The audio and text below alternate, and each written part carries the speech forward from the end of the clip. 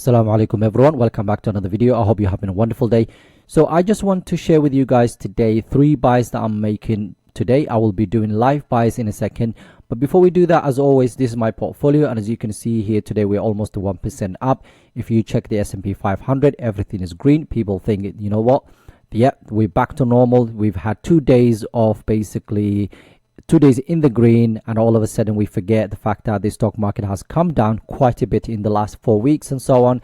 But having said that, the people are still fearful, people are still selling stocks, so you just have to be careful. I've been saying the same thing over the last few weeks, just to be mindful. If you are a long-term investor and you are buying, basically if you bought companies and they've gone down quite a bit, if you are, in the red right now, I wouldn't worry too much about it. Potentially, if you got a little bit of money lying around, buy more of the companies that you actually like and so on, and that's exactly what I will be doing. I'm not going to say these things and not do it, so that's why I'm doing this video, to share with you guys today. There are companies in my portfolio that are down quite a bit, and I will be adding to them today in this video. So I will share with you guys a little bit of information about each one of the companies, and then of course at the end of the video I'll do the buys. Inshallah, I'll give you information and then I'll do the buys, live buys, as we have £764.13 right now, and I will be using that entire money today, inshallah.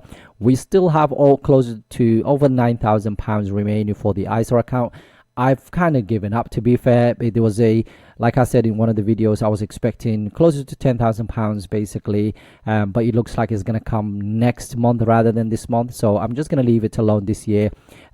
This is the first time actually I have not maxed my ISA account for the last 4-5 years, and so alhamdulillah, it happens and it's fine. I've been working on different projects this year. That has been my priority, but inshallah moving forward, I think next year, over the last actually few years, I ran out of my ISA account. I actually finished it already, and then I had to put more money into the other accounts, like the family account and so on. So this is the first year that I have not maxed my ISA account, but we'll see inshallah what happens overall next couple of years. I've always said my target has always been to make sure that £20,000 is basically, I maxed out £20,000 because that's what we get from the government, and it is important.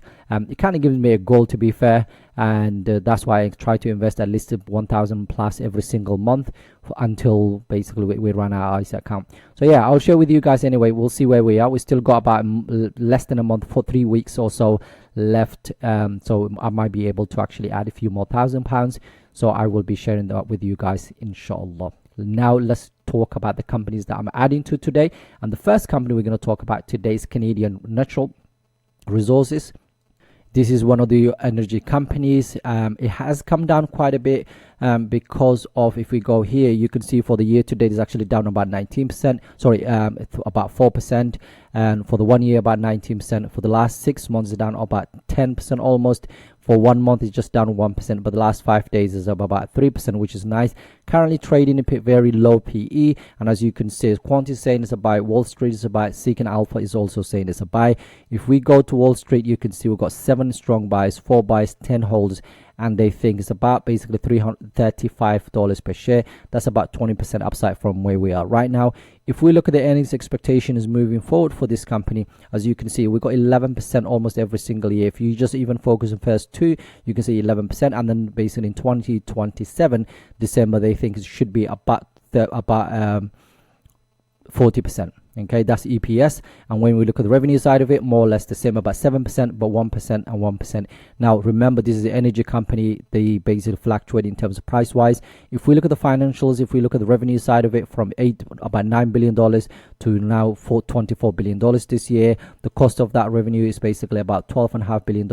Gross profit of basically about $12 billion, which is quite nice to see.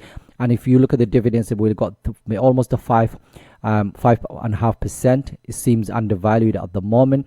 Dividend safety of 70%. The latest, the payout ratio for this company is 62%, which is not bad at all, and the latest increase was about 4%. The 5-year growth rate is what I like to see. That's about 23%. I don't think they're going to continue with this, but of course for now I'm happy with that.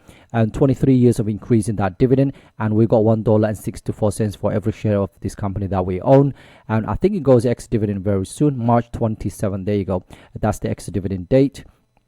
And if we look at, for example, the price wise, the undervaluation side of things, we can see the 5-year average dividend wise is actually 4.5%, and right now is looking about 4.5 by the way, and right now we're looking about 5.4%, almost to 5.5%. So that tells us a little bit undervalued at the moment. And we're looking at things like the basically EPS growth. Of course, it is basically because it is a oil company or energy company, the prices go up depending on the oil prices and so on. But earnings per share is basically heading the right direction right now. Free cash flow is heading the right direction. When you look at the shares outstanding, it has declined. Total sales has been going up over the last couple of years, and then it has come down since 2023. But now again, it basically seems this basically year is going to stay more or less the same for the next 12 months. Return on equity, we're looking at about 15%, return on invested capital of 14%, and we're looking at operating margins of 27% and free cash flow margin of 23%. So what I'm going to do now is basically buy a couple of shares of this company. So that's the company that we're looking at today, and I'm going to buy 11 shares. So right now, as basically just to show you before, I own 109 shares, and basically my average price is 34, let's call it about $35 per share, and I'm down about 15%. So I'm gonna, hopefully that will bring down my total average. So we're gonna send that to the market. So hopefully that will bring down my average, as you can see here. So 34.44, so not bad at all. So 120 shares. Right, so the next company we're gonna add to today is Mid America Apartment Communities, and this company is actually a year to date is up 6%, which is nice to see. For the 1 year, 26%, but the last 6 months is flat, so it hasn't actually done much. Currently, basically has a FFO or forward FFO of about 18.5, and Wall Street is actually saying it's a buy. So we got nine buys, 5 hold buys, strong buys, 5 buys, 10 holds, and 2 strong sales, and it's a buy rating right now. And as you can see, it's about 2% upside from where we are right now. If we look at earnings expectations, okay, remember this is a FFO estimate, is not the EPS, because it's a REIT. We can see about 1%, about 4%, again another 4% next year, another 4.5% or 5% almost there. Revenue side of it more or less the same. This is again is a REIT because it's a massive dividend play for me. We've got about 3.6, 3.7 dividend yield right now, 97% safety, looks reasonably valued right now, 74%, that's quite low for a REIT. And then we have basically about 3% latest increase, about 9% for the last 5 years, which is quite nice. And then we've got 14 years of increase in that dividend, over $6 per share. That's what you will get. It seems undervalued, like I said already. And when we look at the adjusted FFO per share, it's actually heading the right direction. A slight decline basically in the next 12 months. Free cash flow per share is also heading the right direction. When we look at the shares outstanding, because it's REIT, they actually dilute a lot of your shares and so on, because that's how they raise money. Total sales is actually gone also the right direction. Return on equity, we've got 9%. Return on invested capital about 6%. Operating margins 30%, and free cash flow margin of 50%. And yeah, so it looks really good. I like the valuation of this company, so I will be buying 2 shares of this company. So we're going to do that now. There you go, 2 shares. And before I actually do it, let me show you my average price. So $158.75 is basically my shares. Basically right now down just up below 1%. So let's buy 2 shares of this company, send it to the market, and see what happens. There we go. So 20 shares now. I had about 18, and now is 159.33 cents. Right, so that next company we're looking at today is the other REIT that I have got in my portfolio. That's CubeSmart. This is actually down about 1%, about 1.5% for the year. A year to date is down about 1.7. Last 6 months is down 22%. It currently has FFO, forward FFO of 16. And if we look at the earnings, basically Wall Street is actually saying it's basically a hold right now. So we got 2 strong buys, 2 buys, 12 holds, and for that reason it's actually hold. But right now it's about $46 per share is where they think the price should be, but 11% upside from where we are right now. If we look at the earnings expectations for this one, we've got FFO of basically negative this year. That's probably why maybe it's down. And the next year we've got about 3-4% again, another 5%. And then when it comes to revenue side of it, we're looking at about 4%, 6%, which is absolutely fine. If you look at the financials again, Basically, we're looking at the top rental revenue side of things. So we're looking about in the millions to right now $1 billion based total revenue, which is absolutely fine. So overall, the great company. I really like the fact that its dividends almost 5%. It looks reasonably valued right now, 61% when it comes to that safety of that dividend. Payout ratio is quite low for a REIT. Remember, it goes up to 90% if they expected. 2% latest increase and about 10%, which is basically one of the reasons I actually like the company and own it in my portfolio. 15 years of increase in that dividend. You get $2.08 for every share of this company that you own. Now, looking at things like the adjusted FFO payout ratio, 83% for the next year, slightly growing, and free cash flow payout ratio about 74%. And then adjusted FFO per share is actually was heading the right direction, but next year they expecting a little bit of decline, which is fine. Free cash flow per share is actually heading the right direction. Now, shares outstanding, they have not diluted that for the last couple of years, which is nice. Total sales is also heading the right direction. Return on equity 13%, return on invested capital of 8%. And then we got operating margins of 45% and operating margins and free cash flow margin of 59%. So another one that I would definitely be adding to. So let me just quickly show you. Right now I'm down, I think about 5%. My basically average is $42.48. So we are going to buy 7.2 shares because right now I own 72 shares. So I'm 0.8 anyway. So I'm going to do 7.2 shares of this company. Send it to the market. There we go. So that's the final thing that we're going to do today. And as you can see right now, I don't own 80 shares and my average price is now $42.44.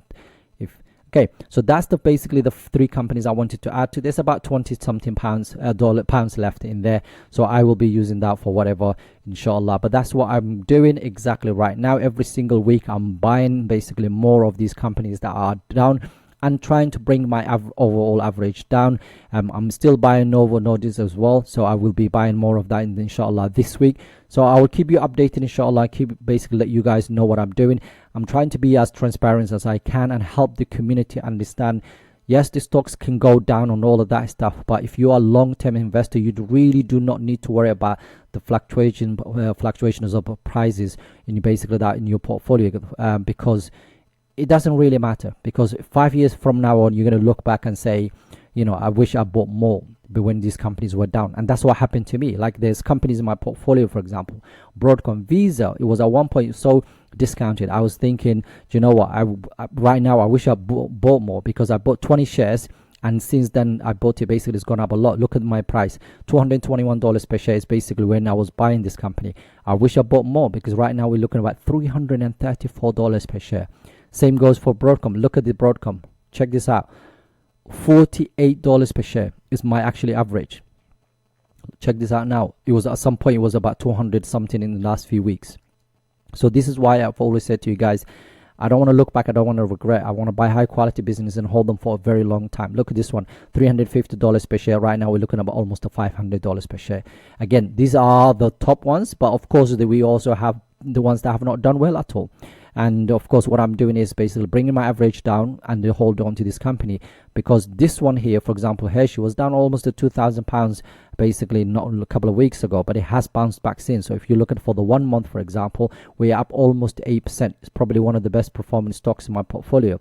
But when we look at 3 months, it's only 4% down. And if you remember, not long ago, it was actually down, I don't know, 10-15% almost a daily basis.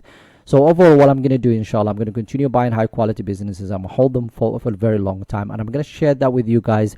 And if you like this type of content and you're enjoying the transparency, and of course you want to join us in the Discord, where basically a lot of brothers are sharing very good practices, and I'm about to post now the monthly undervalued stocks. I'm going to do that as soon as I finish this video. And yeah, so if you can join us, that would be absolutely amazing. Have a wonderful day. Assalamu alaikum.